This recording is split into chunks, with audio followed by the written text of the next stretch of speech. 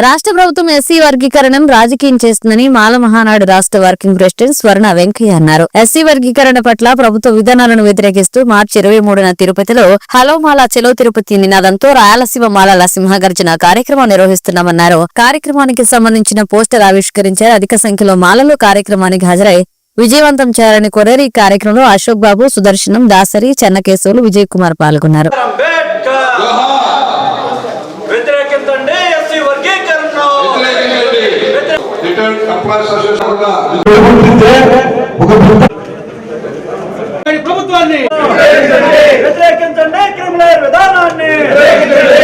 ఈరోజు ఈ యొక్క నెల్లూరు నడి పట్టణంలో జరుగుతున్నటువంటి ఈ యొక్క మాలల యొక్క ఆత్మఘోష సభ, అదేవిధంగా వచ్చేసి ఈ యొక్క పత్రికా ముఖంగా చెబుతా ఉన్నాం. ఆగస్టు 1వ తేదీన ఈ యొక్క రిజర్వేషన్ వర్గీకరణ మీద సుప్రీంకోర్టు తీర్పిచ్చింది. వర్గీకరణ చేయమన్నది ఏ విధంగా చేయమన్నదో కూడా కనీసం రాజకీయమైన అవగాహన లేకుండా ఈ యొక్క ప్రభుత్వమైనటువంటి చంద్రబాబు నాయుడు గారు గవర్నమెంట్ రాత్రి వర్గీకరణ తీర్మానాన్ని ఆర్ఆర్ మిశ్రా గారు ఇచ్చారు. దాన్ని మేము రాష్ట్ర కేబినెట్ ఆమోదిస్తామంటూ చాలా సిగ్గుచేటు. ఈ యొక్క వర్గీకరణ మేము రాజ్యాంగబద్ధమైన వర్గీకరణ అనటం లేదు, ఇది రాజకీయమైనటువంటి వర్గీకరణ అని చెప్పి మేము భావిస్తూ ఉన్నాం. వాస్తవానికి సుప్రీంకోర్టు ఏం చెప్పింది? ఈ యొక్క జాతీయ సెన్సస్ డిపార్ట్మెంట్ ద్వారా జనాభా లెక్కలు తీసి ఏ జనాభా మాదిగలు ఎంతమంది ఉన్నారు, మాలలు ఎంతమంది ఉన్నారో స్పష్టంగా తెలియజేయమన్నది. 2011లో జనాభా లెక్కలు తీశారు. 2024 ప్రతి 10 సంవత్సరాలకు ఒక్కసారి జనాభా లెక్కలు తీయాలి. జనాభా లెక్కలు తీయలేదు అంటే 2024 జనాభా లెక్కలు తీయలేదని 2011 లెక్కల ప్రకారం వర్గీకరణ చేస్తామంటున్నారు చంద్రబాబు నాయుడు గారు. అంటే నువ్వు ఇప్పుడు కుక్క గరిస్తే పాము కాటు ముందేస్తావా? అంటే ఎక్స్పైర్ అయిన డేట్ది 2011లో ఎప్పుడో మెడిసిన్ ఉంటే నువ్వు ఇప్పుడు వేస్తే పని చేస్తుందా? తప్పనిసరిగా కూడా దీని మీద సుప్రీంకోర్టుకి పోతాం. మరి ముఖ్యంగా చెబుతా ఉన్నాం, ఎంపీరికల్ డేటా తీయమన్నది సుప్రీంకోర్టు. వాళ్ళ యొక్క ఎస్సీలో ఉన్నటువంటి 59 ఉపకులాల్లో ఎవరైతే వెనకబడ్డ వారిని గుర్తించి అనుభవపూర్వకంగా మీరు పరిశీలించి వాళ్ళ యొక్క వెనకబడతానానికి కారణాన్ని కనుక్కొని వారికి మాత్రమే రిజర్వేషన్ శాతాన్ని అమలు చేయమన్నారు. మీరు ఎప్పుడు పరిశీలించారు? ఈ యొక్క ఎస్సీ వర్గీకరణ కానీ ఎస్సీల మీద సమిష్టిగా ఏదైనా నిర్ణయం తీసుకోవాలంటే ఆర్టికల్ 338 క్లాస్ 9 ప్రకారం జాతీయ ఎస్సీ కమిషన్ మాత్రమే నిర్ణయం తీసుకోవాలి. అంటే జాతీయ ఎస్సీ కమిషన్ సంబంధం లేకుండా ఈ యొక్క రాష్ట్ర ప్రభుత్వాలు కేవలం చంద్రబాబు నాయుడు గారు మిమ్మల్ని సభాముఖంగా అడుగుతున్నాం, నేను పెద్ద మాదిగను అవుతాను అంటున్నావు. అంటే ఈ రాష్ట్రానికి ముఖ్యమంత్రి, మాదిగలకు ముఖ్యమంత్రి నేను అడుగుతా ఉన్నా. అంటే ఈ రాష్ట్రంలో మాలలు లేరా, మాదిగలు లేరా, SC ST BC OC minority లేరా?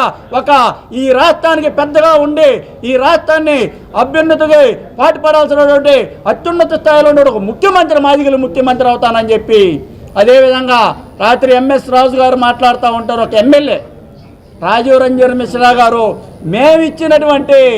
మేమిచ్చినటువంటి రిపోర్ట్ మాత్రమే ఇచ్చాడు, కానీ మా యొక్క ఎమ్మెల్యేలు, మా యొక్క గవర్నమెంట్, మా పార్టీ చెప్పిన మేనిఫెస్టోని రిజర్వేషన్ వర్గీకరణ తీర్పునిచ్చారని చెప్పడం చాలా సిగ్గుచేటు.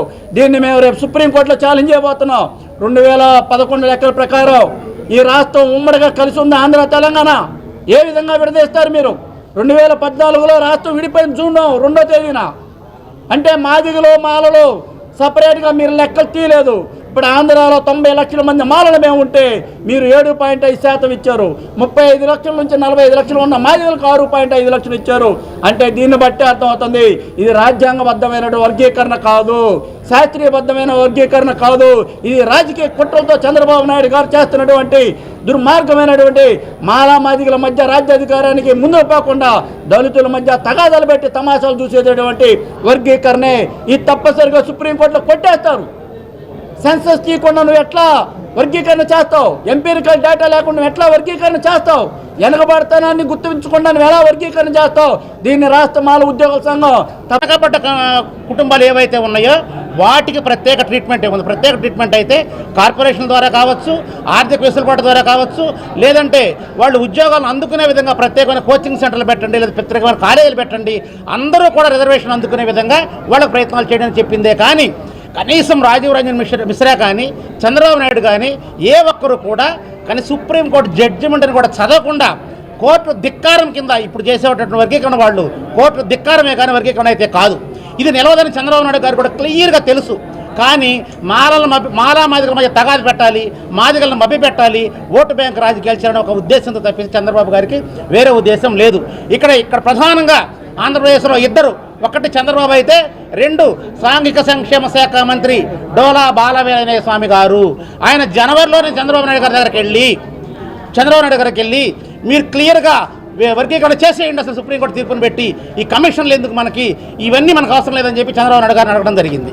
అంటే అతనేం చెప్తున్నాడంటే మాల సంఘాలు పోయి కలిసినప్పుడు నేను మాలవాడిని కాదు, నేను మాలకి నాకు సంబంధం లేదు, నేను తెలుగుదేశం కుటుంబ సభ్యుడిని, నాకు కులం ట్యాగ్ అంటించబాకండి అంటున్నాడు.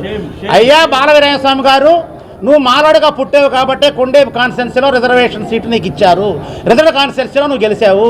నువ్వు తెలుగుదేశం కుటుంబ సభ్యుడు అయితే నీకు ఎవరు, నువ్వు ఎక్కడైనా జనరల్ కాన్స్టిట్యున్సీలో పోటీ చేయాలి. లేదు నేను మాలవాడిని కాదు అని కనుక నువ్వు చెప్పే పని అయితే నువ్వు హ్యాపీగా నువ్వు రాజీనామా చేసేయి, అక్కడ మాలోడో మాది కూడా అక్కడ పోటీ చేస్తారు, గెలుస్తారు. నువ్వు షెడ్యూల్డ్ క్యాస్ట్ టికెట్ మీద పోటీ చేసి నేను షెడ్యూల్డ్ క్యాస్ట్ వాడిని కాదు, నాకు ట్యాగ్ కట్టబాకండి అన్నారంటే ఇంతకంటే సిగ్గు, ఇంతకంటే దరిద్రం ఈ భారతదేశంలో ఏ కులానికే ఉండదు. అయితే చంద్రబాబు నాయుడుకి నేను ప్రత్యేకంగా కృతజ్ఞతలు తెలియజేస్తున్నా. ఎందుకంటే ఇప్పుడు ఈ వర్గీకరణ చేసి అసంబద్ధంగా రాజ్యాంగం మీద దాడి చేయటం వల్ల మాలలంతా ఏకమయ్యారు. చంద్రబాబును దించేసి మాలల అధికారంలోకి రావడానికి తిరుపతిలో 23వ తేదీ మీటింగ్ పెట్టారు. హలో మాల చలో తిరుపతి, అదే ప్రతి ఒక్క మాల కదిలి తిరుపతి రావాలి, చంద్రబాబునైనా దించేద్దాం, వర్గీకరణ వ్యతిరేకిద్దాం, రాజ్యాంగాన్ని కాపాడుకుందాం. జై భీమ్.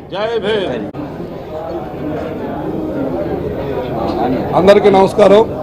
పత్రికా మిత్రులందరికీ నా పేరు స్వర్ణ వెంకయ్య, రాష్ట్ర మాల మహానాడు వర్కింగ్ ప్రెసిడెంట్ని మరియు రాష్ట్ర జేఏసీ కన్వీనర్గా కూడా నేను పనిచేస్తున్నాను. ముఖ్యంగా ఈ నెల్లూరు జిల్లాలో ఏది కూడా నెల్లూరు జిల్లా నుంచి ప్రారంభమైతే అది ప్రభంజనం అవుతుంది.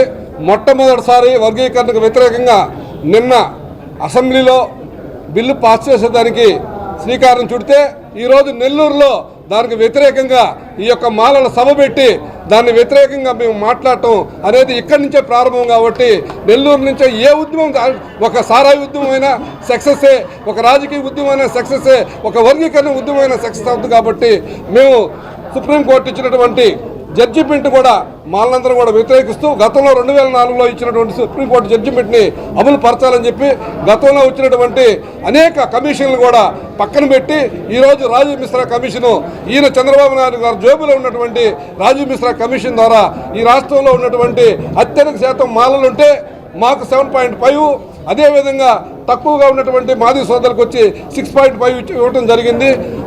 చాలా దుర్మార్గకరమైనటువంటి ఈ యొక్క నివేదికను మేము పూర్తిగా మాలనందరూ కూడా, మాల ఉద్యోగస్తులు, మాల నాయకులందరూ కూడా ఈ రాష్ట్రంలో వ్యతిరేకిస్తున్నాం. దానిలో భాగంగానే ఈ నెల 23వ తేదీ సాక్షాత్తు శ్రీ వెంకటేశ్వర స్వామి పాదాల చెంత మాలల సింహ గర్జనతో ఈ యొక్క రాష్ట్రాన్ని, మాలలకు ఉండేటువంటి సత్తా ఏందో చూపించి రాబోయే ఎన్నికల్లో మాలల సత్తా ఈ ప్రభుత్వానికి మేము చూపిస్తాం. అదేవిధంగా కేంద్రానికి కూడా మా కేక వినిపిస్తామని కూడా ఈ పత్రికాముఖంగా తెలియపరచుకుంటూ సెలవు తీసుకుంటున్నాం. మరెన్నో వీడియోల కోసం మా ఛానల్ ని సబ్స్క్రైబ్ చేసుకుని పక్కనే ఉన్న బెల్ ఐకాన్ ని క్లిక్ చేసి యాక్టివేట్ చేసుకోండి.